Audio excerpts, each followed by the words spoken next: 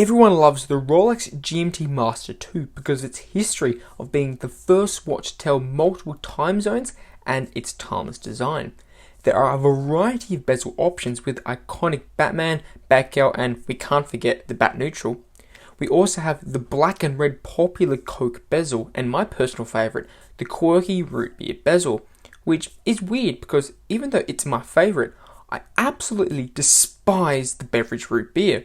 Like, what were the Yanks thinking making a drink that tastes like a mixture between toothpaste and Panadol? I would much prefer if Rolex came out with the Aussie version, the ginger beer bezel. Anyways, I'm getting off track. Even though with all these variants, the most sought after and iconic is the Pepsi dial, which is featured not only on the Rolex, but on many different GMT models such as the Tudor Black Bay and Tag Heuer Aqua Racer. However, these are all in the luxury category and cost at least a couple $1,000s each. Then you may say, hey, there are still many options for cheap that are similar to the GMT Master II, yet at the same time, calling them similar is a bit of a stretch, as it's almost borderline copying from brands like Matthew Tissot, Steinhardt, and don't even get me started about Pagani design. Well, you guys may then say there's no other option, but in today's video, I'm going to show you the best alternative to the Rolex GMT Master II, which costs under $100.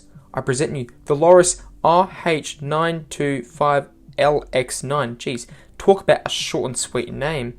Anyways, your first instinct right off the bat is, where the bloody hell is the GMT hand? It's meant to be a Rolex GMT alternative.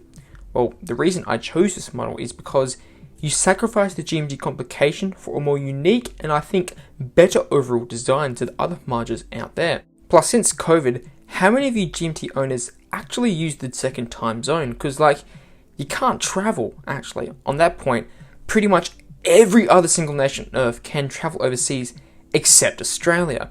So maybe I'm wrong. Still, my point remains, yes, a second time zone is handy, yet most people like the sort of watch for its unique colour scheme and sporty nature, which this Lorus ticks all the boxes for. Right off the bat, nothing says sporty like a 70s style 42mm case shape, which is very rare for a Pepsi dial and makes this piece quite cool. Speaking of the case, you may say Lorus is cheap, crappy quality, which isn't the case here either. Since Lorus is owned by Seiko, it has a decent stainless steel construction which is smooth, finished reasonably well, and is a nice weight on the wrist.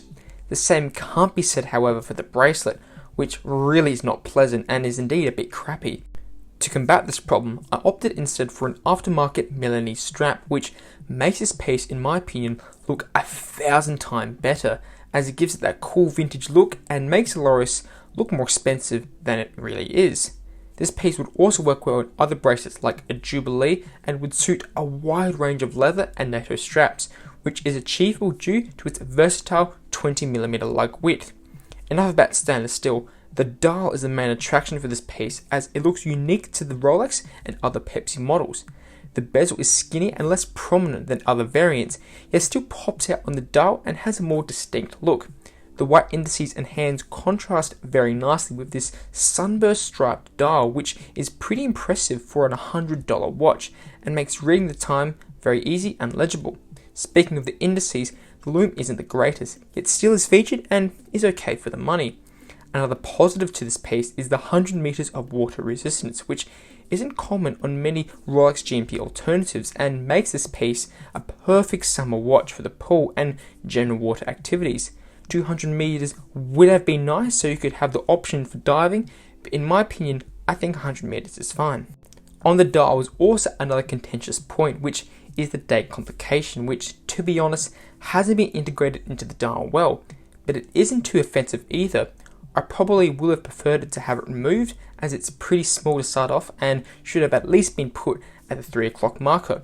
But at the same time, it is handy and really isn't a deciding factor. Underneath the dial is a basic Japanese quartz movement which keeps decent time, which in my opinion suits this piece well, as an automatic at this price would have been pretty inaccurate. Most people in the watch community stay clear from quartz. In my opinion, the more you experience watches and watch collecting, the more you appreciate the accuracy and ease of use with a quartz model.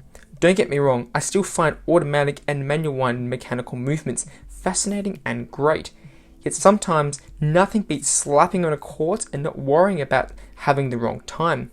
Some other more minor specifications include a basic mineral crystal which is expected for this price point, and a 10mm thick case which makes this piece slim on the wrist. Lorus have done really well here in providing a budget alternative to the Rolex GMT Master II Pepsi, which isn't a straight copy or homage, and it has its own unique character. In my opinion, brands like Lorus and Pulsar, who are owned by Seiko, make some really good alternatives to many luxury models and could soon have the reputation of being the new Seikos. Click the videos on the screen right now to see more affordable alternatives to luxury watch videos, and make sure you subscribe for a plethora of watch related videos that will hopefully get you glued to this channel. Make sure you smash the like button, and hopefully I'll see you in another video.